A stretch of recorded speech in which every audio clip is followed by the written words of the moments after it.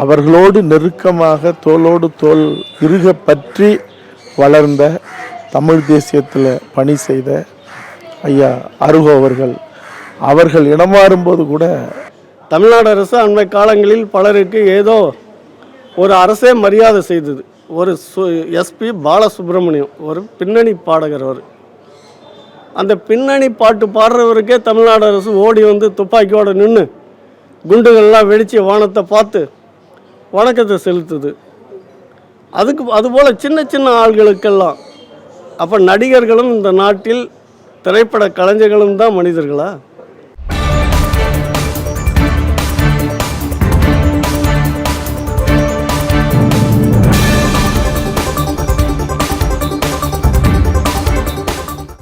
எந்த இடத்திலும் தன்னுடைய தமிழ் தேசிய கொள்கைகளை, தமிழ் உணர்வுமிக்க அந்த வீழ்ச்சிகளை அவர் ஒருபோதும் அதிலிருந்து பின்வாங்கியதில்லை. அவர்கள் மனது புண்படுமே, இவர்கள் மனது புண்படுமே, நாம் இப்படி சொல்லிவிட்டோமே என்ற அந்த எண்ணம் இல்லாமல் அவருடைய கருத்தை மிக வீரியமாக சொல்கின்ற ஒரு அப்பழுக்கற்ற ஒரு உண்மையான போராளி, நமது கடைசி காலத்தில் வாழ்ந்து முடித்த ஒரு போராளி என்றால் அது ஐயா அருகோ ஐயா அவர்கள்தான். அத்தகைய ஒரு போராளியை இழந்திருக்கின்ற இந்த நேரத்தில் ஐயா அவர்களுடைய அந்த கொள்கைகள் வாழ வேண்டும். மிகப்பெரிய ஒரு போராளியை இழந்திருக்கின்ற இந்த தருணத்தில் தமிழ் உணர்வாளர்கள் அவருடைய கொள்கைகளை முன்னெடுத்து செல்ல வேண்டும். அதுதான் ஐயா அவர்களுக்கு நாம் செலுத்துகின்ற காணிக்கை என்று நான் கருதுகிறேன். ஐயா அவர்களுக்கு எங்களுடைய வீர வணக்கத்தை சமத்துவ இலக்கிய சங்கத்தின் சார்பாக அதனுடைய தலைவராக இருக்கின்ற நான் ஐயா அவர்களுக்கு செம்மாந்த வீர வணக்கத்தை தெரிவித்துக் கொள்கிறோம். நன்றி, வணக்கம். நான் இந்த தமிழ் தேசிய அரசியல் கட்சிக்கு வருவதற்கு முன்பாகவே ஐயாவுடைய பேச்சுகளை நிறைய கேட்டிருக்கேன். என்னை போன்று கேட்ட பலர் தமிழ் தேசிய உணர்வுகளை எப்படி வெளிப்படுத்துறதுன்னு தெரியாமல் ஒடுங்கி இருக்கும்போது, கோவப்பட்டிருக்கும் போது, அப்படி அரசியல் கட்சி தொடங்கி தான் இன்னைக்கு தமிழ் தேசியம் பிறந்திருக்கு அப்படின்னாலே, அரசியல் பெரிய அளவில் பிறந்திருக்கு அப்படின்னாலே அது ஐயா போன்ற மிகப்பெரிய தமிழ் தேசியவாதிகள்லாம் விதைத்தது தான். அதில் ஒரு மிகப்பெரிய இடத்து ஆலமரமாக இருந்த ஒரு ஐயா. ஆனால் திராவிடம் அப்படின்ற விஷயத்தையே இன்னைக்கு பேசு பொருளாக இருக்கிற இந்த திராவிடத்தையே 4 நூற்றாண்டுகளுக்கு முன்னாடி ஏறக்கூடிய அரை நூற்றாண்டு காலமாக அவர் மிகப்பெரிய அளவில் விமர்சனம் பண்ணிட்டு இருக்காரு. அது உள்ளே போய் இன்னைக்கு யூடியூப் இணைய சோசியல் மீடியாலாம் இருக்கிறதுனால தான் இப்போ தெரிய வருது. ஆனால் இந்த சோசியல் மீடியா இல்லாத காலத்திலேயே அவர் பெரிய அளவில் அதை பண்ணிட்டு இருந்தார். இவருக்கு அரசு மரியாதை செய்யலை அப்படின்னா இந்த தமிழ்நாடு அரசு யாருக்கு அரசு மரியாதை செய்யும்? என் தமிழ் மொழிக்காக, என் தமிழ் தேசியத்துக்காக தன்னுடைய வாழ்நாள் முழுதையும் அர்ப்பணித்த ஒருவருக்கு இந்த அரசாங்கம் அரசு மரியாதை செய்யவில்லை என்றால் வேறு யாருக்கு செய்யும்? நான் வடலூர்ந்து வந்திருக்கேன்.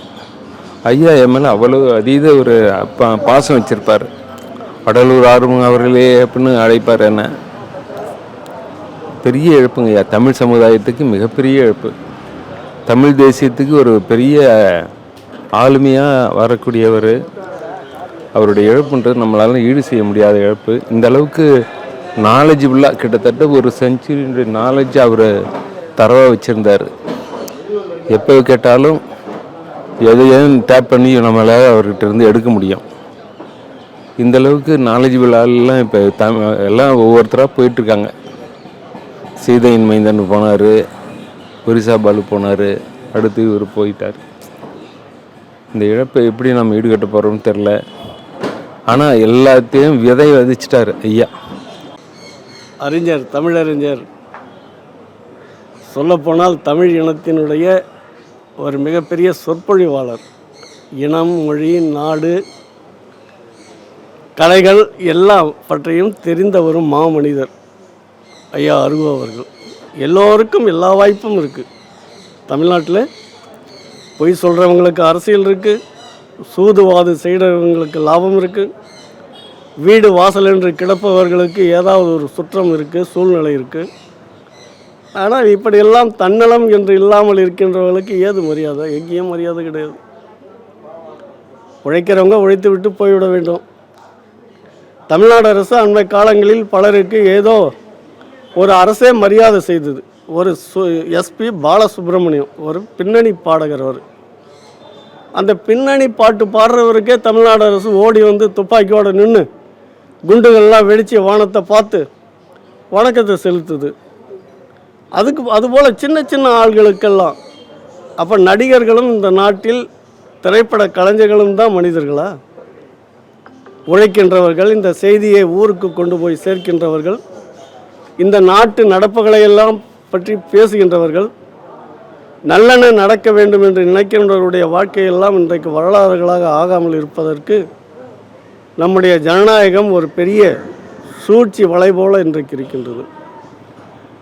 தமிழர் என்று சொன்னால் உலகம் பேசுகின்றது. தமிழன் என்று சொல்லடா தலை நிமிர்ந்து நில்லடா. ஆனால் தமிழ் அறிஞர்களுடைய வாழ்க்கையை பார்த்தால் தலை எப்படி நிமிரும்?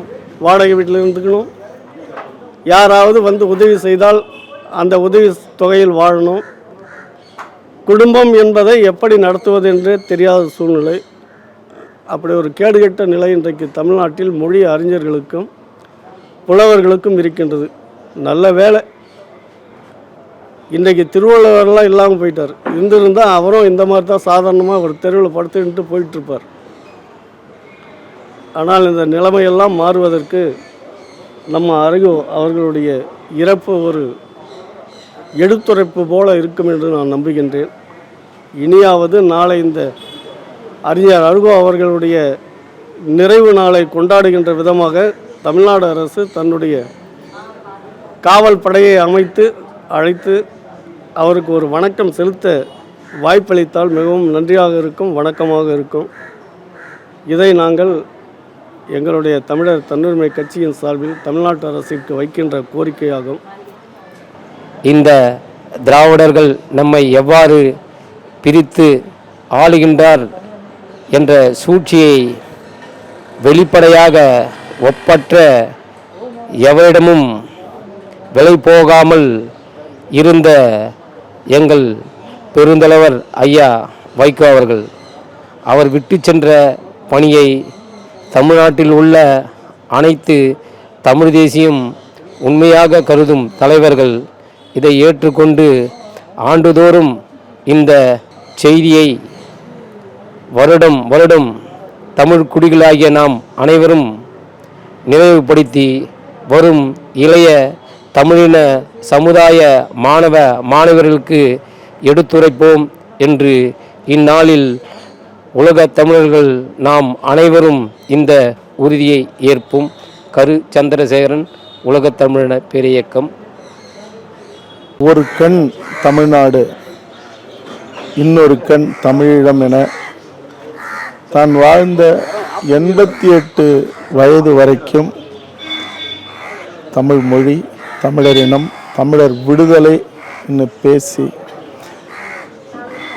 இடைவிடாது இயங்கி தன்னுடைய இறுதி மூச்சை இன்னைக்கு நம்மளுடைய தமிழினத்தின் பேராளுமை ஐயா அருகோ அவர்கள் நம்மை விட்டு பிரிந்திருக்கிறார்.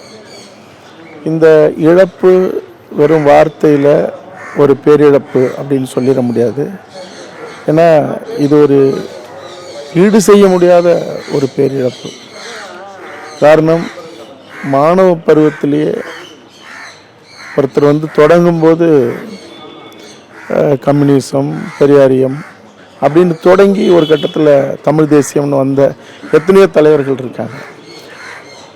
நடுப்புற தீவிர தமிழ் தேசியம் பேசிட்டு மாறினவங்களாம் இருக்காங்க. ஆனால் ஐயா அருகோ அவர்கள் மாணவ பருவத்திலிருந்து தன்னுடைய இறுதி காலம் வரைக்குமே அவருடைய இலக்குங்கிறது தமிழ் தேசியம், தமிழர் விடுதலை, தமிழ்நாடு விடுதலை, தமிழ் தேசிய விடுதலை, அதாவது தமிழீழ விடுதலை. இது மட்டும்தான். ஏன்னா பேரை சொல்லித்தான் அவனும் வரலாறு தெரியணுங்கிறதுக்காக ஐயா ஆதித்தனார் அவர்களும் மாப்போசி அவர்களும் கூட அரசியலில் தங்களுக்கு சாதகமான ஒரு சூழல் வரும்போது தமிழ் தேசியத்தை தள்ளி வைத்ததாக வரலாறு நமக்கு சொல்லுது. அவர்களோடு நெருக்கமாக தோளோடு தோள் இறுக பற்றி வளர்ந்த தமிழ் தேசியத்தில் பணி செய்த ஐயா அருகோ அவர்கள் இடமாறும்போது கூட தான் தடமாறாமல் தமிழ் தேசியத்திலே நின்றவர். அதாவது அவர் பேசுகிற இடத்தை பார்த்தீங்கன்னா ஒளிபரிக்க அவசியமே இல்லை. ஆனால் அந்த இடத்துல தீ பறக்கும். தமிழினத்தினுடைய உரிமை அந்த முழக்கங்கிறது இனி அந்த பேசிய வாய்கள் மௌனித்தும் எழுதிய கைகள் துவண்டும் தமிழ் இனத்துக்காக ஓடிய அந்த கால்கள் இன்னைக்கு வந்து அமைதியாக கிடக்கிறதுங்கிறதும் இது மனசளவில் தாங்கிக்க முடியாதது மட்டும் இல்லை, ஏற்றுக்கொள்ள முடியாததும் கூட. ஐயா அருகோ அவர்களுக்கு நாம் செய்கிற உண்மையான அஞ்சலிங்கிறது மாலை போடுறதோ கண்ணீர் வர்றதோ கலங்கி நிற்கிறதோ இல்லை. காலம் முழுக்க அவர் எப்படி தமிழ் மொழியினுடைய தலை நிமிர்வுக்கும் தமிழ் இனத்தினுடைய அதிகாரத்துக்காக போராடின அந்த போராட்ட வடிவங்களும் அந்த தகிப்பும் தமிழ் இனத்தினுடைய விடுதலையை மீட்டெடுக்க அவர் ஓடிய ஓட்டமும் இது இன்னமும் அப்படியே இருக்குது. அது தமிழ்நாட்டுக்கும் சரி தமிழகத்துக்கும் சரி. அவருடைய அந்த தடம் பற்றி அவருடைய அந்த தகிப்பை நெஞ்சில் ஏற்றி அவர் விட்டு சென்ற இடத்திலிருந்து விழுந்து கிடக்கிற தமிழினத்துக்கு இந்த விடுதலையை, அந்த உரிமை மீட்பை வென்றெடுக்க ஓடுற ஓட்டமும் மீட்டெடுத்து தலை நிமிர்த்துவது மட்டும்தான் இப்படிப்பட்ட தமிழாளுமையும் நம்மளுடைய பேராளுமைகளும் புனிதமிக்க இந்த போராளிகளுக்கும் நாம் செய்கிற அஞ்சலியாக இருக்கும். அதனால் என் மனசுலெல்லாம் அவர் வழியில் அவர் எப்படி தடமாறாத நின்னாரோ அதுபோல் நிற்கணுங்கிற அந்த கொள்கை பிடிப்பு தான் இந்த நேரத்தில் நான் மட்டும் இல்லை, தமிழினத்தினுடைய இளைய தலைமுறையும் அதை எடுத்துக்கணும், அதன் வழி ஓடணும், இந்த இனத்தை தலை நிமிர்த்தணுங்கிறது ஐயாவுக்கு என்னுடைய கண்ணீரோடு வீர வணக்கத்தை தெரிவிச்சுக்கிறேன் இந்த நேரத்தில்.